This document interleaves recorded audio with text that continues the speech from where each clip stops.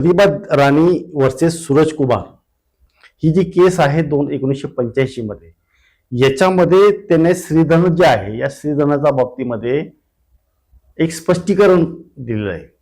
आणि ते स्पष्टीकरण असं आहे की श्रीधन जी आहे ही महिलेला तिच्या लग्नामध्ये किंवा लग्नाच्या आधी तिला मिळालेलं असेल तर तिच्या ताबा तिच्या वडिलांकडे असू द्या, नवऱ्याकडे असू द्या किंवा अन्य कुठल्या व्यक्तीकडे असू द्या, तिच्या कुटुंबातल्या कुठल्याही व्यक्तीकडे जर हा ताबा असला तरी सुद्धा श्रीधन जी आहे ती जेव्हा मागेल तेव्हा तिला द्यावं लागेल. तिचा हक्क जो आहे हा निरपक्ष हक्क अशा स्वरूपाचा हक्क आहे, तो तुम्हाला डावलता येणार नाही, हे स्पष्ट ह्या केसमध्ये म्हटलंय. आणि त्यामुळे श्रीधनाची जी काही व्याप्ती आहे किंवा जी स्पष्टता आहे ती सुप्रीम कोर्टाने ह्या केसमध्ये स्पष्ट केली आहे.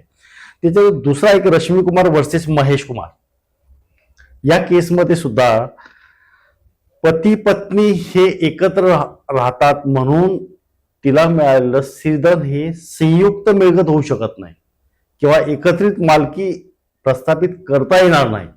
तिला मिळालेली जी काही संपत्ती असेल किंवा तिला मिळालेले जे काही दान असेल किंवा तिला मिळालेलं जे काही गिफ्ट असेल याच्यावर नवरा हा कधीही हक्क सांगू शकत नाही किंवा ती जी काही मिळकत आहे ती दोघांची जॉईंट मिळकत होऊ शकत नाही.